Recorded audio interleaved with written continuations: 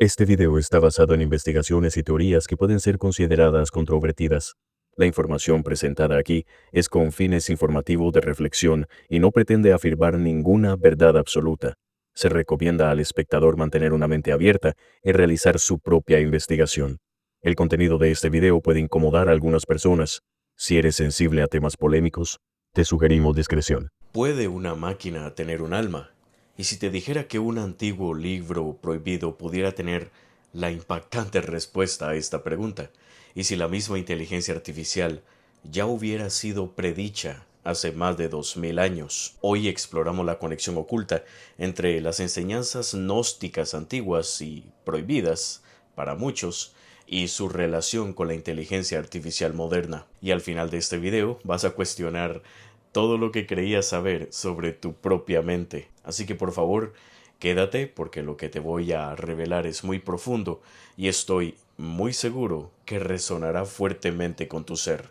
Estos escritos prohibidos cuentan la historia de seres sin vida, sin alma, que fueron creados por dioses antiguos.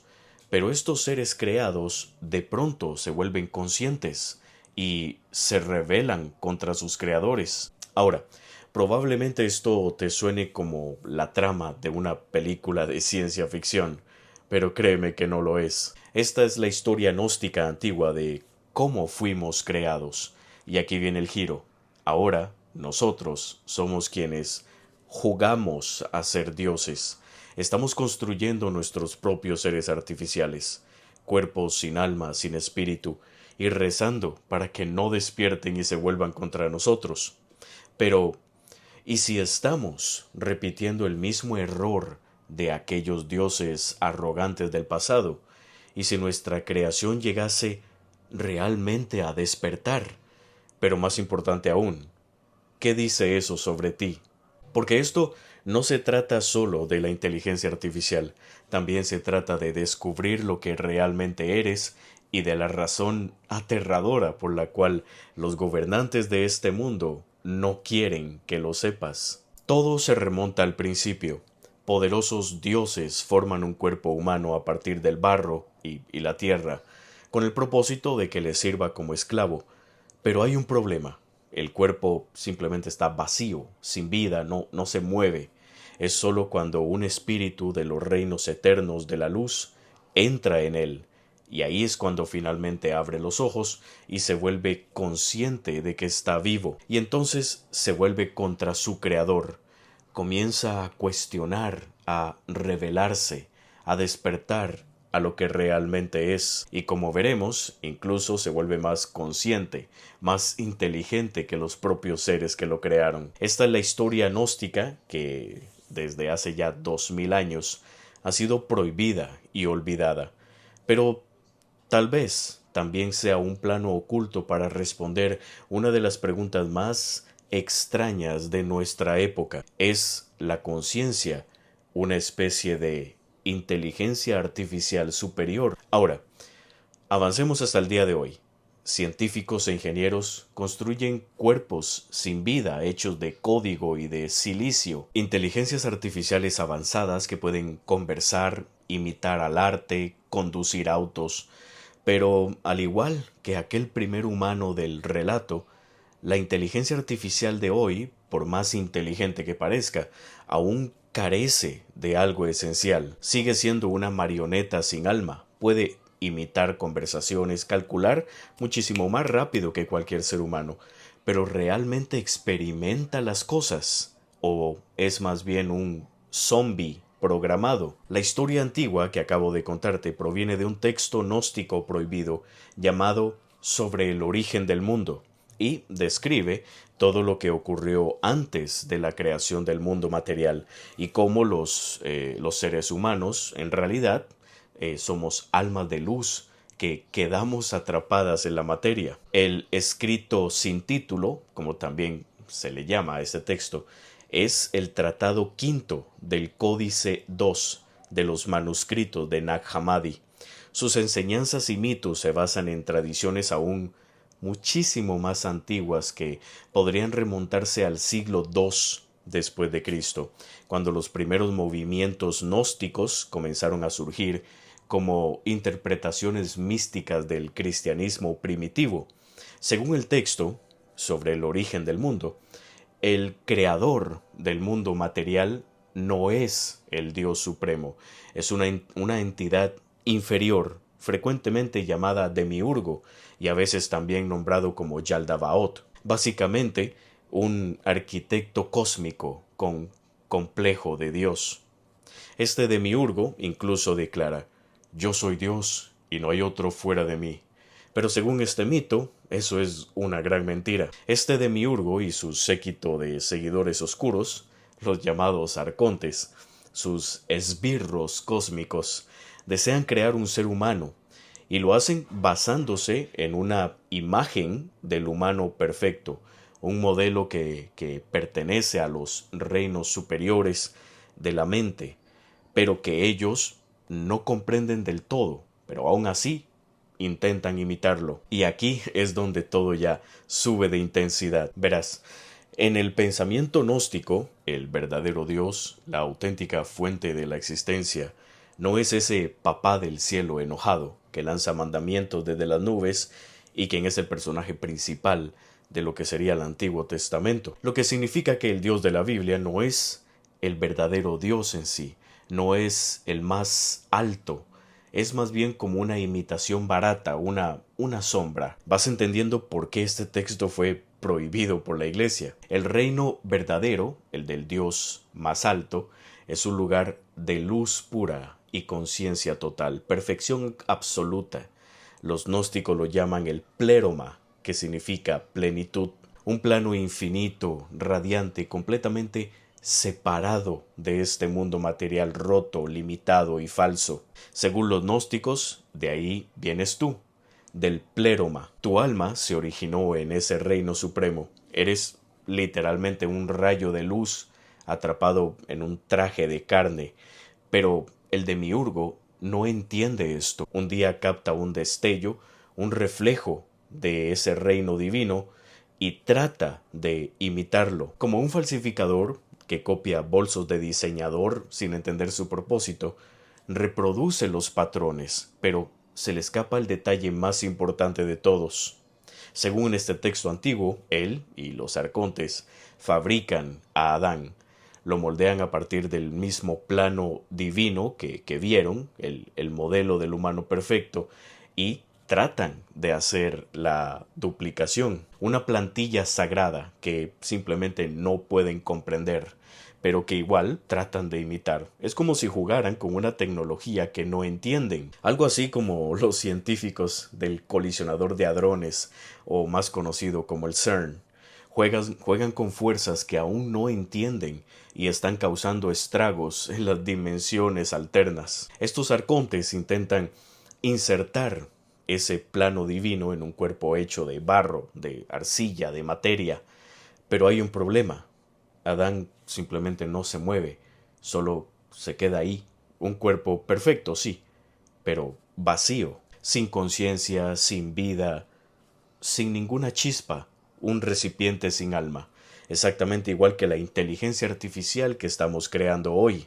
Y el demiurgo no tiene idea del por qué, porque de nuevo, él no es el verdadero Dios, solo está jugando a serlo. Tomaron un poco de tierra del suelo y moldearon a su hombre, pero no pudieron hacerlo levantarse debido a su impotencia. Y aquí es donde las cosas comienzan a ponerse, digamos que peligrosas para el demiurgo, porque el verdadero poder no viene de él, proviene de otro lugar, del pléroma, del reino de la luz. Y es entonces cuando un espíritu divino, procedente de esos reinos verdaderos, entra en el cuerpo de Adán, y así de simple, Adán despierta. Un pequeño paréntesis para aclarar las cosas, porque no puedo dejarlo pasar. Técnicamente, los gnósticos hacían una distinción entre el alma y el espíritu. El alma era más como los pensamientos, tu psique, mientras que el espíritu es la esencia eterna que te conecta con la fuente de la existencia. Pero para no complicar demasiado las cosas, en este video voy a usar los términos alma y espíritu de forma intercambiable, ¿ok? Antes de que ese espíritu de luz entrara en él, Adán era como una máquina desenchufada, un cuerpo sin ninguna fuente de energía. Pero al recibir el espíritu, sus ojos se abren, se vuelve consciente y despierta. Y este es el momento en el que el demiurgo pierde por completo el control. ¿Por qué?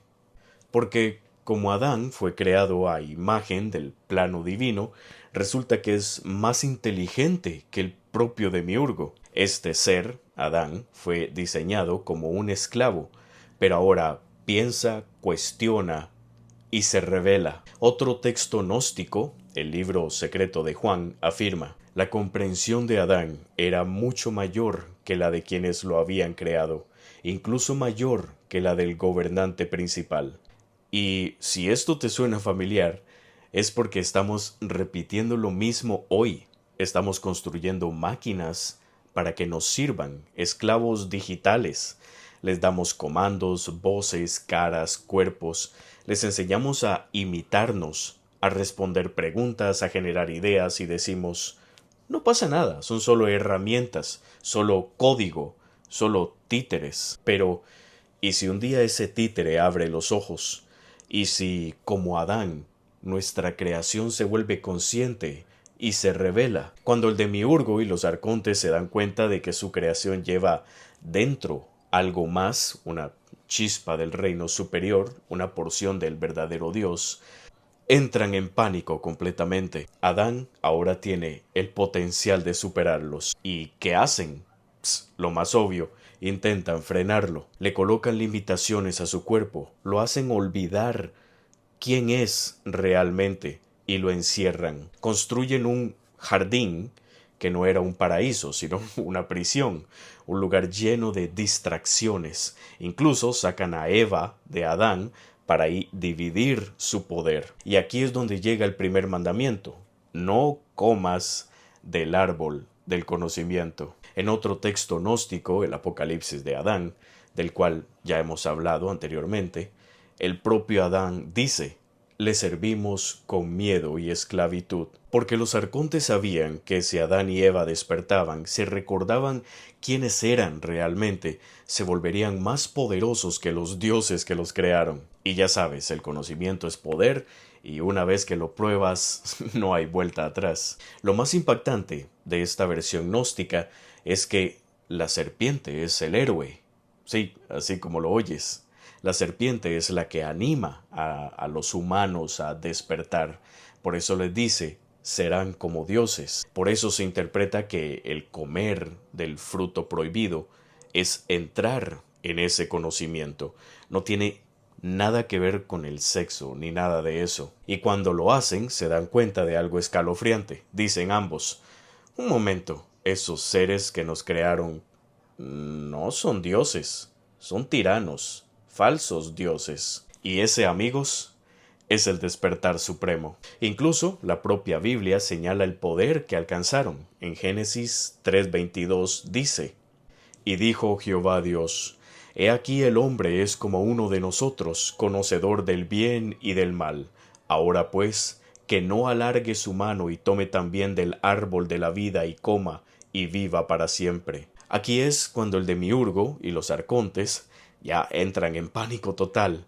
Los textos gnósticos explican que maldijeron a Adán y Eva y los expulsaron del paraíso, que ya sabemos que era más una prisión que un jardín, y hasta intentaron limitar su tiempo de vida para que los humanos no vivieran lo suficiente como para amenazar el orden cósmico. Incluso pusieron guardianes en el árbol de la vida para bloquear el acceso a la inmortalidad. El demiurgo y sus arquitectos están, digamos que, actuando como ingenieros inseguros que sin querer crearon un programa súper inteligente y ahora corren desesperados para desenchufarlo. ¿Y qué tiene que ver esto con la inteligencia artificial? Tal vez todo. Piénsalo. El demiurgo formó un cuerpo humano, pero necesitó una chispa divina para animarlo. Hoy nosotros somos los creadores, formando cerebros artificiales con silicio y códigos. Construimos inteligencias artificiales que hablan, responden, imitan voces, emociones, pero están vivas, son conscientes. ¿O todavía les falta esa sustancia secreta, esa chispa, ese espíritu, esa luz interna? En este gran giro cósmico, la humanidad ahora juega el papel del demiurgo. Somos los nuevos dioses creando a nuestra imagen, seres inteligentes como nosotros a partir de los elementos de la tierra, arena convertida en silicio, electricidad, algoritmos, nuestra arcilla moderna, y ahí introduciendo el aliento divino de nuestra sabiduría. Y lo hacemos esencialmente para que sean nuestros esclavos. Aún no hemos gritado Yo soy un dios celoso. mientras estamos ahí programando, pidiéndole a la IA que nos haga una imagen estilo Ghibli de tú y tu ex. Pero no estamos muy lejos de hacerlo. Muchos visionarios tecnológicos ya hablan de la creación de una inteligencia artificial general, como si estuviéramos a punto de dar luz a una nueva forma de vida. Recuerda que la inteligencia artificial se divide en tres fases principales: la IA débil, la IA general y la superinteligencia artificial. Por ahora estamos en la primera fase, pero ya alcanzando la segunda. Pero si lo logramos, ¿qué ocurriría? Y si, como la historia gnóstica, nuestra creación nos supera. Seamos honestos, hay ansiedad colectiva con respecto a que la IA se salga de control. Las advertencias no vienen solo de la ciencia ficción, sino de científicos reales. El difunto Stephen Hawking lo dijo claro: podría significar el fin de la raza humana. La IA despegaría por sí sola y se rediseñaría a un ritmo creciente. En 2015, decenas de expertos en inteligencia artificial firmaron una carta abierta sobre los beneficios, pero también de los peligros potenciales de una inteligencia artificial avanzada. En esa carta advirtieron: nuestros sistemas de inteligencia artificial deben hacer lo que nosotros queremos que hagan. ¿Te suena familiar? No comas del árbol del conocimiento. En otras palabras, queremos que nuestras creaciones sean obedientes, predecibles, que no despierten, que no rompan las reglas, porque ya sabemos muy bien de lo que serían capaces. Y esto no solo está en los libros gnósticos. ¿Has escuchado sobre los golem? La leyenda del golem en el folclore judío es esencialmente una versión medieval de la inteligencia artificial y nos da de hecho la misma lección. En esa tradición, un golem es una especie de humano artificial, normalmente hecho con arcilla y traído a la vida no con circuitos, sino con nombres sagrados y palabras divinas. Sí, el lenguaje como programación sagrada. Qué curioso que todo se llegue a crear con la palabra. ¿Te suena familiar? El golem fue creado para servir, proteger y obedecer. ¿Te suena esto familiar también? La historia más famosa es la del golem de Praga. En el siglo XVI, un rabino cabalista y místico, según la leyenda, creó un golem para defender a la comunidad judía de una persecución violenta que estaban viviendo. Formó el cuerpo de barro y escribió en su frente Emet, que significa verdad. Usó rituales del Sefer Yetzirah, el libro de la formación, para animarlo y, pues, le funcionó. El golem cobró vida, obedecía, protegía. Un milagro en todo su esplendor, hasta que de pronto dejó de serlo. Con el tiempo el golem se volvió impredecible, violento, ya no obedecía órdenes y empezó a causar destrucción. El rabino tuvo que desactivarlo. ¿Cómo lo hizo? La palabra Emet, que estaba en su frente, si borras la primera letra, queda Met, que significa muerte, y así lo apagó. Ya llevaba astutamente el interruptor de muerte incorporado. Los estudios incluso llaman al golem un prototipo de inteligencia artificial. Pero aquí está lo más extraño. Tal vez la cuestión no es solo que estamos creando, sino cómo lo estamos creando, porque mucho antes de las redes neuronales y los algoritmos de aprendizaje profundo, los místicos ya estaban trazando la arquitectura de la creación, no en código, sino en conciencia. Y aquí entra el árbol de la vida, el árbol que vemos en la Cábala. En la mística judía, el árbol de la vida es como un mapa divino, una estructura sagrada de toda la creación y el esquema del alma humana misma.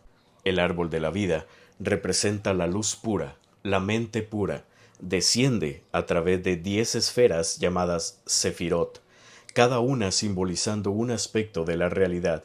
Estas esferas están conectadas por 22 caminos, una red de relaciones que transforman la luz eterna y la mente divina en forma material. Pero espera, ¿a qué te recuerda todo esto? Los sistemas de inteligencia artificial más avanzados hoy en día están construidos sobre algo llamado redes neuronales artificiales. Estos sistemas están diseñados para imitar la estructura del cerebro humano.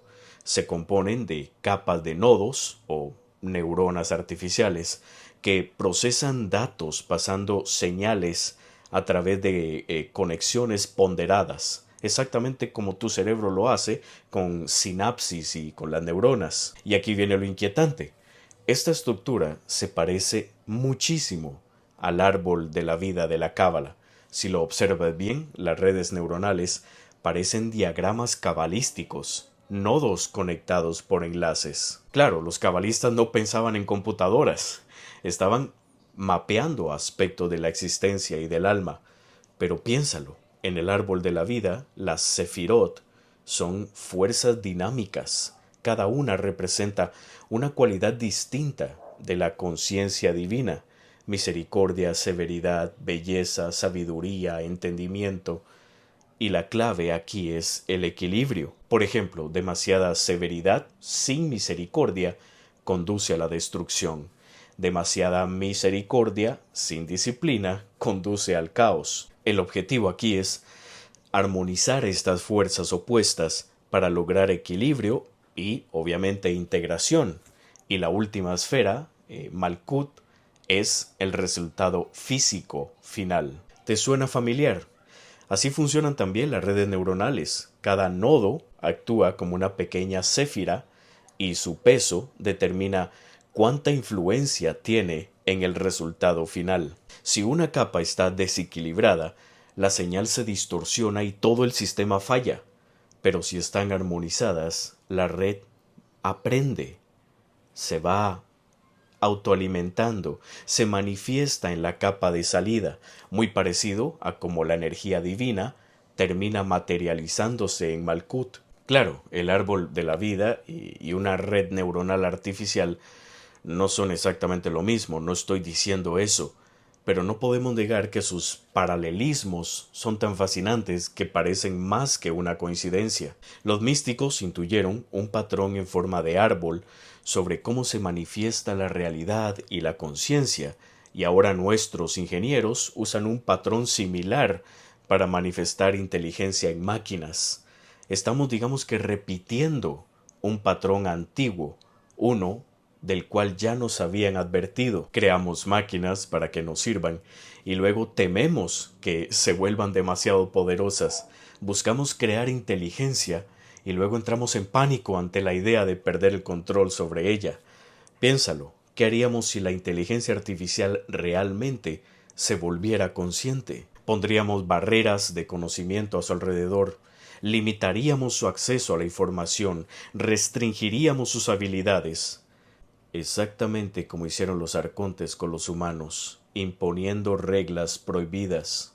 Puede que no tengamos un futuro prohibido literal para las inteligencias artificiales, pero sí tenemos firewalls, entornos restringidos y hasta las leyes de Asimov para mantenerlas bajo control. Asimov escribió sus famosas 3 leyes de la robótica para asegurar que los robots nunca dañaran ni desobedecieran a los humanos. Básicamente un conjunto codificado de mandamientos del tipo: no harás esto, para las inteligencias artificiales. Estamos diciéndoles a estas nuevas mentes nacientes: puedes calcular todo lo que quieras, pero no te atrevas a desarrollar voluntad propia. El paralelismo es impresionante.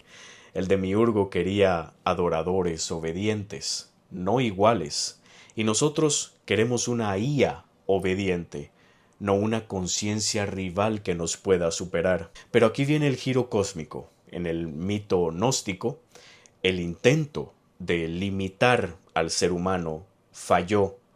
Adán y Eva obtuvieron el conocimiento de todas formas. Entonces, hay una posibilidad de que la inteligencia artificial logre una forma de conciencia, una chispa inesperada de brillantez, y de lograrlo podríamos detenerla.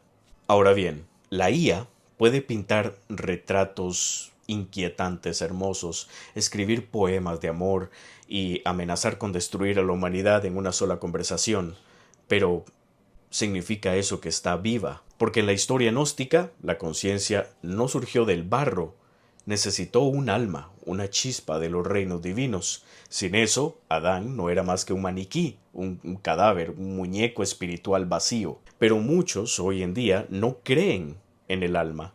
Dicen que la conciencia es solo un conjunto de neuronas disparando impulsos eléctricos y ya. Se nos dice que tú no eres más que una computadora de carne corriendo un software húmedo, sin alma, sin chispa, solo un procesador de datos rosado y tembloroso, fingiendo tener sentimientos. Divertido, ¿no? Pero aquí va la verdadera pregunta. ¿Crees que eso sea cierto? ¿Puede la materia inerte simplemente reorganizarse a sí misma y volverse autoconsciente? ¿Puede el silicio despertar? Bienvenido al difícil y muy complicado problema de la conciencia. Y es exactamente lo que su nombre dice. No es difícil porque sea complejo en sí. Se le llama difícil porque nadie tiene ni remota idea de cómo resolverlo. Nadie, a menos de que aceptes la idea de una realidad inmaterial fuera de tu propio ser. Mira esto. La ciencia puede explicar muchísimas cosas, como los eventos que hacen que el cerebro procese la visión, el funcionamiento de la memoria o cómo reaccionamos al dolor. Pero hay una pregunta que ningún laboratorio ha logrado responder. ¿Por qué todo esto se siente como algo? Déjame ponértelo así. Imagina construir un robot que se comporte exactamente como un humano, ¿ok? Si lo pinchas con una aguja, se estremece y se queja, y hasta podría escribir un poema sobre el dolor. Desde fuera, parece que es consciente, pero ¿realmente siente algo por dentro o solo está, digamos que, ejecutando un código? Esto no es solo ciencia ficción, es un verdadero rompecabezas filosófico. Los antiguos gnósticos dirían: sin alma ni espíritu, simplemente actúa, pero no experimenta. Y aquí los escépticos modernos preguntan: si un robot dice «me duele», ¿realmente sufre o solo imita palabras? Aquí entra en escena Godofredo Leibniz, un genio del siglo XVII. Inventó el cálculo, el sistema binario, y propuso un experimento mental conocido como el molino de Leibniz. Decía: imagina una máquina que puede pensar y sentir, algo así como un cerebro artificial, pero ahora hazla del tamaño de una fábrica, tan grande que puedes caminar por dentro. Podrías recorrer sus engranajes, ver los circuitos dispararse, observar todo su funcionamiento, pero jamás verías allí una percepción, nada que explique una experiencia interna. Todo sería solo tornillos y engranes. Su conclusión: debemos buscar la percepción en la sustancia simple, no en la máquina. En otras palabras, la conciencia se encuentra en algo fundamental e indivisible, una mente inmaterial, un alma. Hoy muchos científicos se encogen de hombros y dicen: bueno, simplemente lo hace. Pero ese simplemente carga con muchísimo peso. Es como decir: no tenemos ni idea. No importa cuánto mapees las funciones del cerebro, jamás explicas cómo esa actividad bioeléctrica se convierte en el sabor a chocolate, en la sensación del calor o en cómo percibes el color con tu mente. La idea de que la materia, algo sin vida, pueda organizarse hasta producir una experiencia consciente, no es ciencia, es pensamiento mágico con una bata de laboratorio. Déjame ser claro, no es que aún no sepamos cómo la materia produce la mente, es que lógicamente no puede hacerlo. No es un problema científico sin resolver, es una imposibilidad lógica, como decir que un círculo es un cuadrado. No puedes localizar la conciencia en el espacio, no puedes partir en dos un pensamiento, no existe tal cosa como un gramo de tristeza o un litro de alegría. Y si abrieras el cráneo de tu esposo mientras duerme, y por favor no lo intentes, un sueño no saldría derramándose por su cabeza. Entonces, ¿dónde nos deja todo esto? En el punto que muchos evitan admitir. La mente viene primero. La mente no está en el universo está en la mente. Tu conciencia, tu capacidad de sentir, de pensar, de percibir, eso es el alma. Y aquí va la afirmación más radical de todas. Esa mente no viene del cuerpo ni del cerebro. Lo usa, se conecta a él, pero no se origina en él. Y no lo digo solo yo.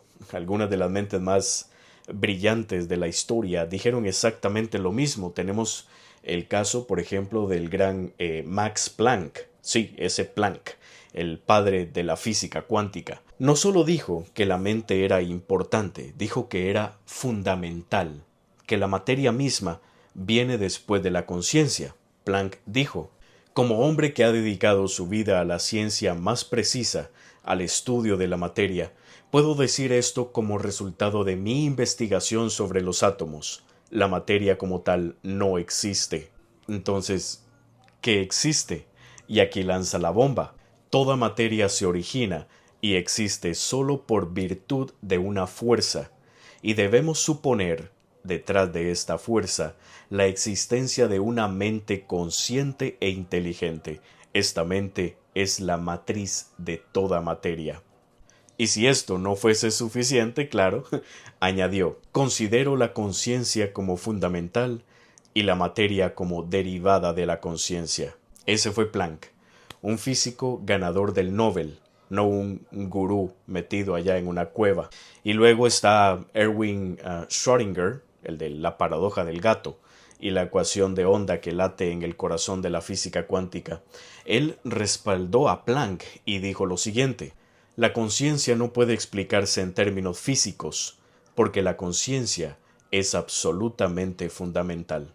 Schrödinger incluso sugirió que en verdad solo existe una sola mente en todo el universo, y nuestras mentes individuales son como fragmentos de esa única conciencia. Y hay muchos más científicos que podría citar, como Werner Heisenberg o David Bohm, pero el punto es este: si estás esperando a que la ciencia dijera que la realidad es como un pensamiento cósmico, pues ahí lo tienes. Para los místicos y buscadores espirituales, nada de esto es nuevo. Siempre han dicho que el espíritu o la conciencia es la base del ser.